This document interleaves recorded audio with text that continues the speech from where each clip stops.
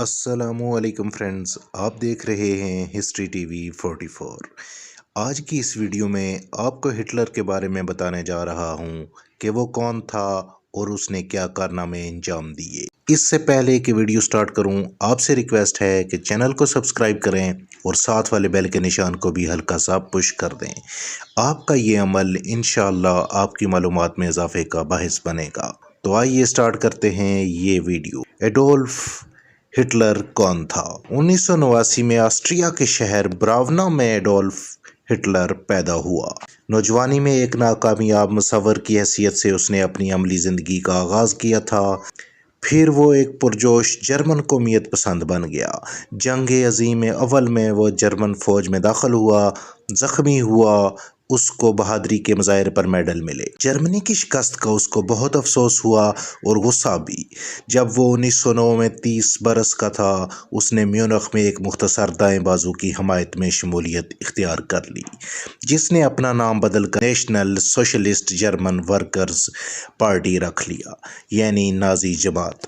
اگلے 2 برس میں ہٹلر اس کا غیر متنازع قائد بن کر ابھرا۔ نازی جماعت ہٹلر کی زیر قیادت طاقتور جماعت بن گئی۔ اس نے نومبر 1923 میں ایک انقلابی حملہ کیا، جسے میونخ بیر پال پش کا نام دیا گیا۔ اس ناکام حملے کے بعد ہٹلر کی گرفتاری عمل میں آئی۔ اس پر غداری کا مقدمہ چلایا اور سزا ہوئی، مگر 1 سال سے بھی کم وقت میں اس کی رہائی ہو گئی۔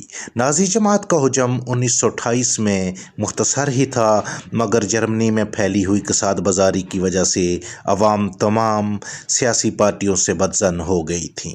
اس صورتحال کا فائدہ نازی جماعت نے اٹھایا اور اپنی بنیادیں مضبوط بنائیں۔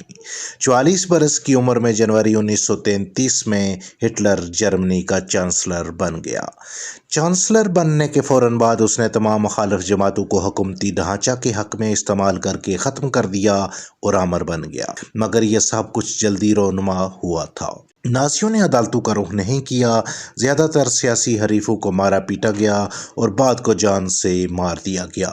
ہٹلر کو جرمنوں کی بڑی اکثریت کی حمایت حاصل تھی، کیونکہ اس نے معاشی خوشحالی کو قائم کیا اور بے روزگاری کا خاتمہ کیا، اور یہ حالات جنگ سے پہلے کے تھے۔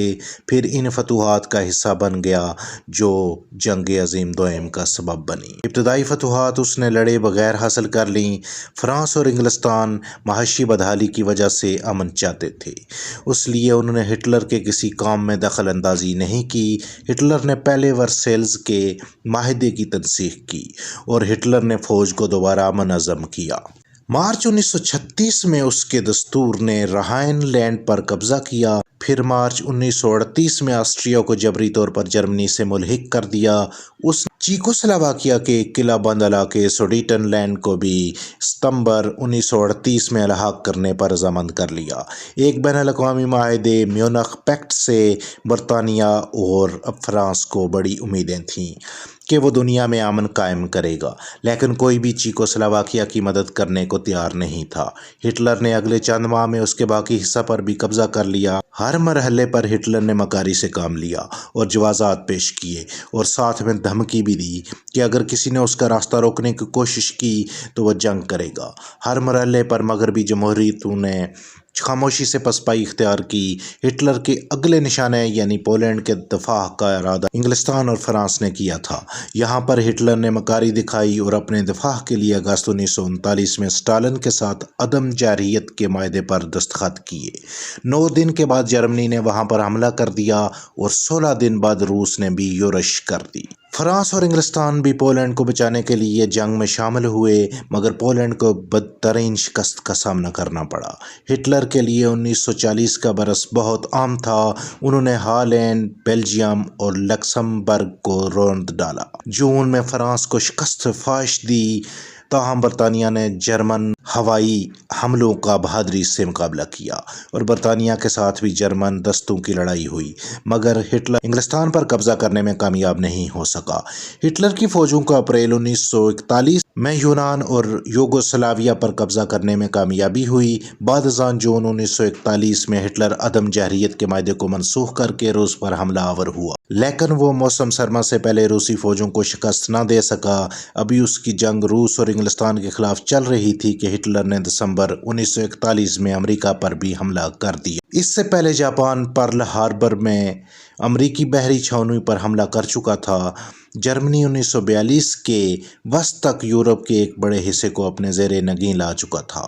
تاریخ میں کسی قوم نے اتنی وسیع سلطنت پر حکمرانی نہیں کی تھی۔ علاوہ ازیں شمالی افریقہ کا بھی زیادہ تر حصہ تاراج کر لیا تھا۔ لیکن 1942 کے دوسرے نصف میں جنگ کا رخ بدل گیا۔ جرمنی کی عسکری برتری کا زوال شروع ہو گیا تھا۔